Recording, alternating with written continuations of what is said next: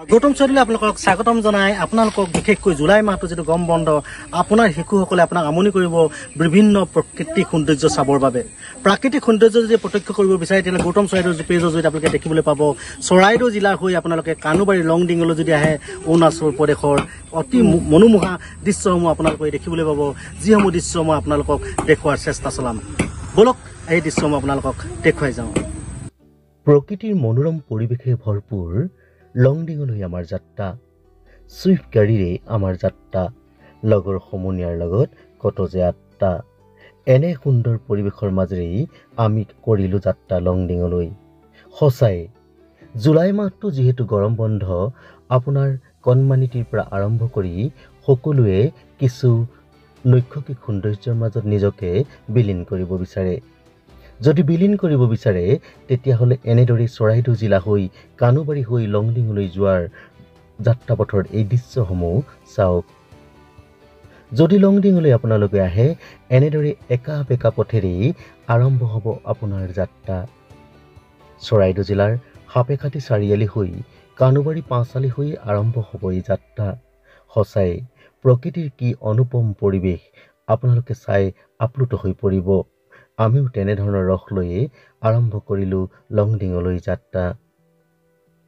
কি এক মনোৰম পৰিৱেশ চাওক এয়া কি শ্বিলং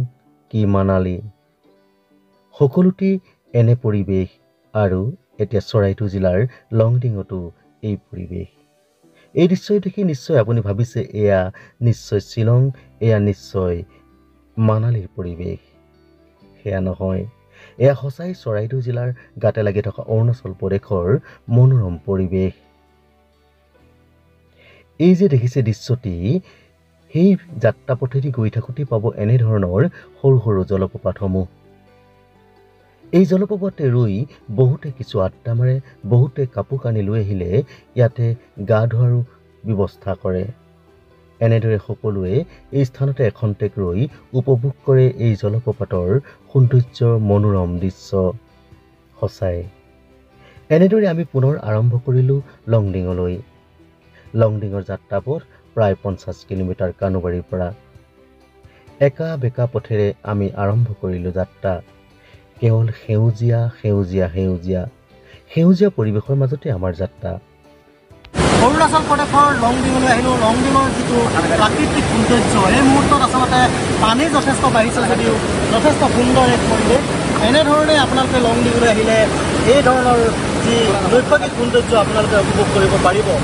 এনেধৰণে আচলতে যথেষ্ট পুৱতি পানী বৈ আছে আৰু এই পানীৰ মাজতে আপোনালোকে ধুনীয়াকৈ আপোনালোকে আচলতে আপ্লুত হ'ব ইয়ালৈ আহি আৰু এই অঞ্চলটোৰ কাষতে আছে কেইবাখনো ৰেষ্টুৰেণ্টত আপোনাৰ নদীৰ কাষৰ ৰেষ্টুৰেণ্টত বহি আপোনালোকে মেগীৰ পৰা আৰম্ভ কৰি সকলো খাদ্য খাবলৈ পাব এনেধৰণৰ পৰিৱেশৰ মাজতেই লংডিঙত আছে অতি সুন্দৰ এখন আচলতে ৰিজৰ্ট দুখনমান আছে দুইখন ৰিজৰ্টতে আপোনালোকে সোমাই তাত খাদ্য খাব পাৰিব এই সৌন্দৰ্য উপভোগ কৰিব পাৰিব অতি মনোমোহা এক স্থান আৰু এই স্থানতে এনেধৰণৰ পৰিৱেশৰ মাজতে আপোনালোকে উপভোগ কৰিবলৈ পাৰিব প্ৰত্যেকটো দৃশ্য মই এনেদৰে দেখুওৱাৰ চেষ্টা চলাইছোঁ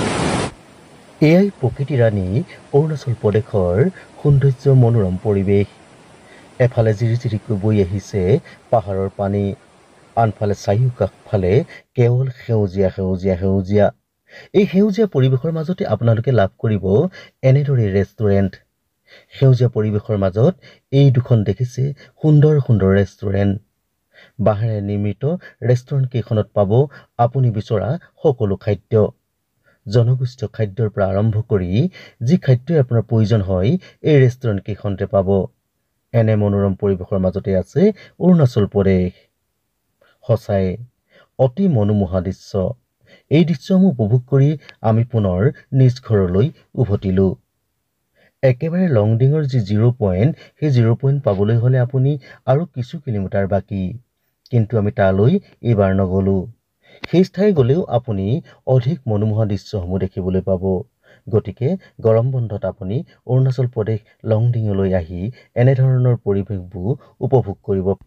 মনোমোহা পৰিৱেশ উপভোগ কৰি উভতাৰ পথত এনেদৰে অৰুণাচল প্ৰদেশৰ যুৱতী মহিলাসকলে